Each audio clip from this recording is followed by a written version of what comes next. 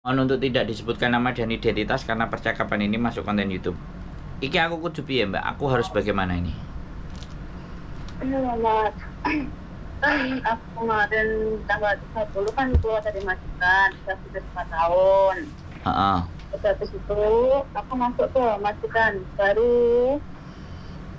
Nah, masih masa menunggu visa kan. Visanya belum turun. Sama majikan ini diberhentinya lah sama majikan baru ini. Kan aku langsung masuk majikan, nunggu visa di rumah majikan. Itu majikan nggak cocok, aku suruh keluar. Katanya sudah ada peringatan apa kertasnya itu dari imigrasi, katanya harus pulang dulu karena visanya udah telat. Itu bisa diperpanjang nggak sih, Kak? Oke. Saya perjelas lagi ya. Sampean ganti majikan baru. Visa belum keluar, sampean sudah kerja di majikan baru. Betul. Terus habis itu majikan baru ngomong katanya visa sampean tidak keluar. Katanya telat atau apa atau bagaimana gitu ya. Tapi sampean sudah kerja di majikan baru berapa lama? 12 hari. 12 hari. Tapi dia mau bayar sampean nggak? Bayar udah. Oke. Karena kan di bawah. Udah keluar dari majikan. Oh, sudah dibayar ya. Terus sekarang posisi visa sampean tinggal berapa lama lagi nggak tahu, apa kurang 1 hari sampean harus extend atau bagaimana? Sepertinya itu telat. Soalnya dari visa lama itu tanggal 2. Berarti expire ya? Betul. Terus bisa di extend apa enggak? Terus sampean sendiri nggak tahu? Katanya agent. Katanya agent tuh dapat apa surat dari imigrasi, katanya udah dikasih peringatan harus pulang dulu. Soalnya visanya udah expired. Oke. Wes, berarti kalau sudah ada surat dari imigrasi pulang, sampean harus pulang. Sekarang pertanyaannya, yang sampean mau apa? Itu dulu. Sampean kepinginnya bagaimana? Masih di Hongkong, masih belum pulang. Sampean belum mau pulang. Bisa nggak usahain apa visanya diperpanjang atau gimana? Dari majikan lagi nunggu di Hongkong gitu. Oke. Jadi gini, Mbak. Kalau sampean finish kan hitungannya? Ya dari yang pertama tuh finish, tapi kan yang terakhir itu cuma nunggu visa. Oh lah iya, maksud saya kan endingnya sampean itu sebenarnya kan finish. Nah, ketika finish, sampean habisnya adalah tanggal visa yang tertera di paspor. Lah, dari tanggal visa yang tertera di paspor itu sudah berapa hari? Visa sampean kan pakai kertas tuh. Tanggal berapa? Terakhir tanggal berapa? Tanggal 2 bulan 10. Tanggal 2 bulan 10. Sekarang tanggal 12. Tanggal 14. 12. Nah, sampean sudah 12 hari lewat loh. Hampir 2 minggu. Kalau sampean bisa ditandatangani majikan stay, itu kemungkinan bisa. Tapi kalau sudah ada warning sampean pulang, itu sudah sangat tidak bisa. Mau nggak mau sampean harus pulang dulu. Lah kalau sampean mau kepingin balik, ya sampean cari majikan yang mau tanda tangan, nunggu visanya di Indonesia, dan sampean harus pulang. Nah ini yang ibaratnya ketidaktahuan bahwasannya ketika sampean sudah finish, kemudian sama agent disuruh kerja di majikan baru untuk dilihat majikan baru, itu artinya agent sama majikan barunya sampean itu nggak yakin sama sampean, terus sampean disuruh kerja. Kalau cocok dilanjut, kalau nggak cocok enggak, atau dia hanya butuh sementara sampean. Nah ini yang tidak boleh, Mbak. Yang sampean lakukan itu sebenarnya tidak boleh sikung atau bekerja di majikan baru sebelum bisa turun. Nah itu bahaya. Jatuhnya kayak begini, sampeannya terlena. Oke, solusinya adalah kalau sampean mau cari majikan, boleh ke agent lain. Tapi kalau mau dibantu saya, ya sampean datang ke tempat saya supaya kita bisa tahu Sampean bisa cerita sejarah, sampean bekerjanya apa, kemudian kita foto, kemudian kita biodata, semuanya. Tapi mau nggak mau kalau surat yang dari imigrasi sudah sampean pegang dan itu mengharuskan sampean pulang, sampean harus pulang dan jangan ditambah rekor menjadi buruk karena sampean overstay. Halo? Aku kan nggak baca suratnya sampean. Aku kan nggak ngelihat suratnya sampean nih. Makanya aku nggak bisa make sure atau memastikan tanggal berapa harus keluar atau sesegera mungkin atau bagaimana, atau sampean dikasih surat yang ada tulisannya kayak matahari merah terus harus sampean pulang, itu harus dikasihkan ke pihak imigrasi.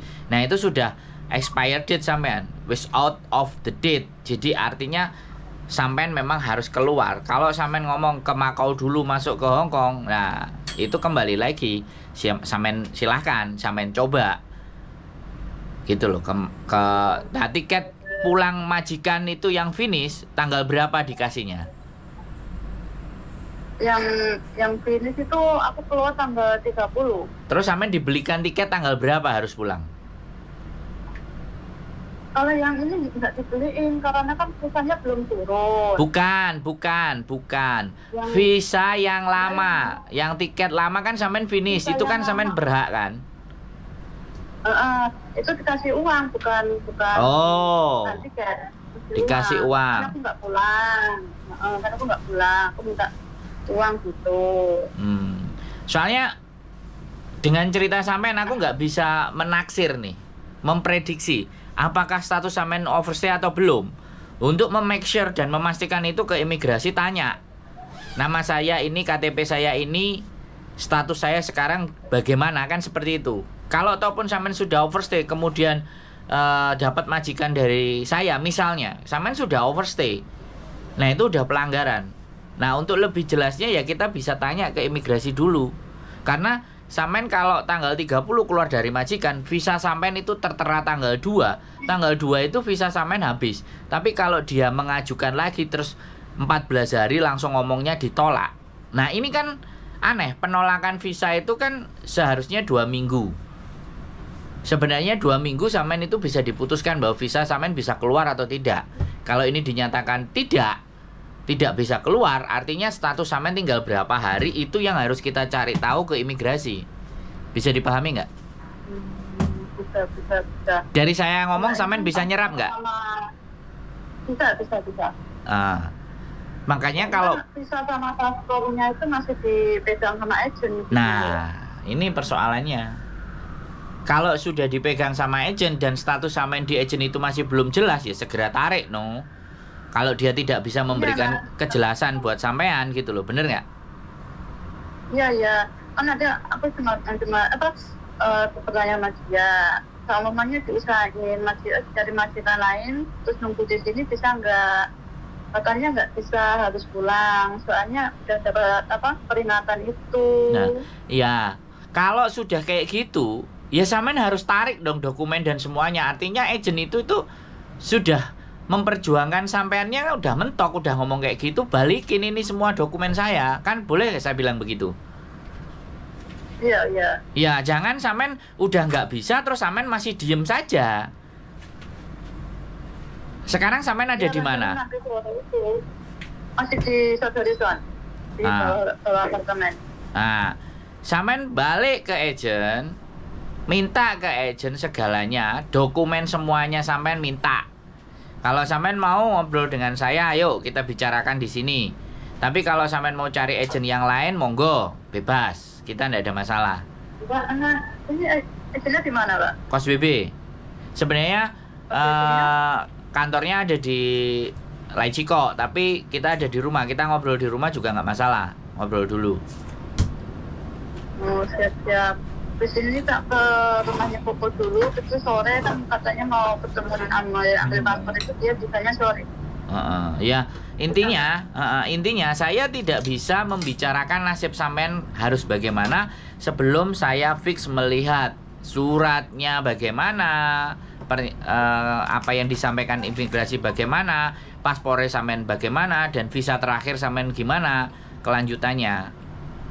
Bisa dipahami nggak? Oh, berarti ini benar. Berarti ini sebelum ke rumahnya Koko harus ada dokumen dulu ya. Ini Koko dia lihat paspor sama visanya. Nah, sama suratnya itu. kalau sampean punya semuanya dalam bentuk kopi pun tidak ada masalah, sehingga kita bisa ngelihat. Tapi kadang-kadang teman-teman kan data dan dokumen semuanya itu kalau ditanya punya kopiannya, ada yang jawab tidak, ada yang jawab iya. Harusnya semua dokumen, KTP, kemudian paspor, KK apa semuanya kalau bisa di-scan. Jadi kalau sistemnya kayak gini gitu loh. Agent mau minta paspornya untuk diproses dan semuanya ini kan pasti perlu kan. Kalau sampean tidak punya salinannya dalam bentuk PDF, ya otomatis orang yang mau memproses sampean juga akan kebingungan, bener nggak? Betul. Jadi sekali lagi sambil saya juga mengingatkan dengan sampean bertelepon ini, saya berpesan kepada semua teman-teman yang nonton konten saya, sebaiknya kalian semuanya itu punya kopi dokumen identitas pribadi kalian yang bisa disimpan di handphone. Jadi kalau kejadiannya seperti ini, dibawa majikan, dibawa apa, kita masih pegang, kita masih bisa perlihatkan, kan kayak gitu tuh Mbak. Ya terserah sampean mau kesini, kalau supaya lebih valid dan jelas ya saya butuh dokumen sampean untuk dilihat. Kalau sampean bisa memperlihatkan secara HP aja ya nggak apa-apa. Tapi kalau sampean ternyata nggak punya juga, ya wis nggak apa-apa. Kalau di sini jatuhnya ya omong-omongan tok, paling ya biodata. Kalau sampean mau cari majikan baru. Tapi kita untuk memprediksi yang jauh lebih dalam, kan kita lihat. Kalau dari ceritanya sampean ya dari tanggal 2 terus bisa sampean cancel. Nah ini kita yang harus make sure-nya ke imigrasi. Kalau imigrasi sudah ngasih surat, saya nggak bisa baca suratnya, saya nggak ngerti kejelasan suratnya. Kira-kira sampean tanya ke saya untuk menentukan langkah bagaimana, kan kita nggak ngerti suratnya toh Mbak, bener nggak? Iya. Betul. Semuanya itu harus sampean pegang sendiri pokoknya intinya. Gimana? Jadi aku harus minta surat dari imigrasi itu di agent. Kalau sampean nggak mau berurusan dengan agent, minimal paspornya sampean ambil. Dokumen pribadi sampean ambil, kita bisa telepon sendiri ke imigrasi untuk menanyakan, atau sampean datang sendiri ke imigrasi menanyakan status sampean. Karena itu status yang valid ketika informasi itu dari imigrasi.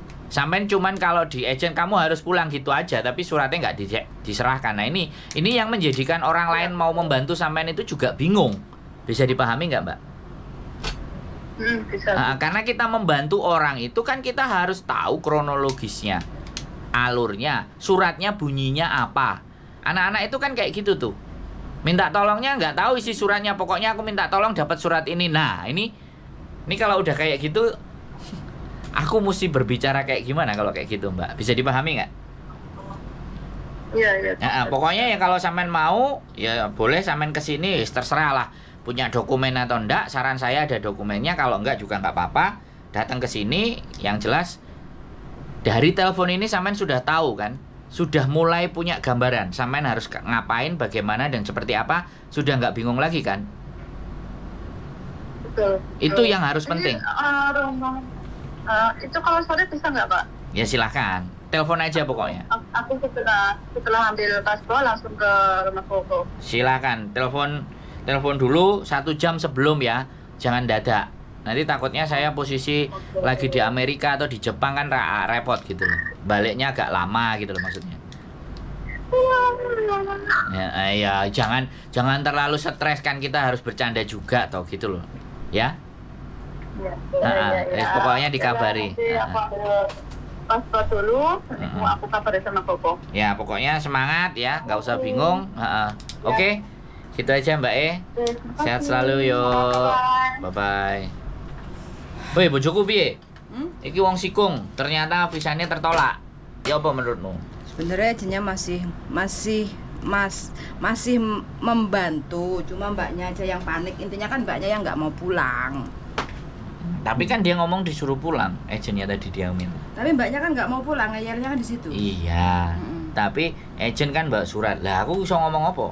Lek gak harus suratnya. Makanya mbaknya harus pulang. Lah aku nih harus ngomong. Nah, berarti kan memang pulang. Iya, nggak iso sak karepe keinginannya Mbak E harus pulang. Ya wis, makanya pengennya kan pulang terus balik cek kerja neh ngono lho. Mbaknya inginnya ganti majikan tapi nggak mau pulang, tetap dapat duit terus. Makanya sikung ke majikan baru sambil nunggu visa. Ternyata majikan yang baru itu Cancel. dilihat-lihat kok nggak cocok, nggak srek kayak gitu kan, terus di cancel prosesnya. Di mumet dah sih. Mumet Mbak Indah sih. Jadi status ngejengi itu menurutmu wis dikirim nang imigrasi apa belum sama mereka? Menurutku enggak sih. Tergantung deh tanda tangannya kapan loh. Nah itu yang belum kita korek ya. Iya. Apakah sudah masuk terus di cancel? Gak cocok. Nah ini perhatian buat teman-teman pesen ya. Kalau sikung resikonya begini. Lebih baik kalian nunggu visa dulu baru kerja. Jadi ini kan bener kasusnya adalah dia nggak mau nganggur di boarding nunggu visanya turun ya. Dia kepingin kerja di majikan sikung. Nah ini bahayanya teman-teman. Yang umur 52 kemarin kan juga itu. Nah, BPI kan. Jadi kayak gini, ini kasus sekali lagi ya. Visa belum turun kita sudah kerja, dilalah majikan gak cocok, munyeng dasi, sampai yang dibikin kalang kabut. Oke, itu aja ya. Tetap belajar, tetap semangat. Kritik, saran, masukan, celaan, hinaan, caci, maki, bully, lost doll.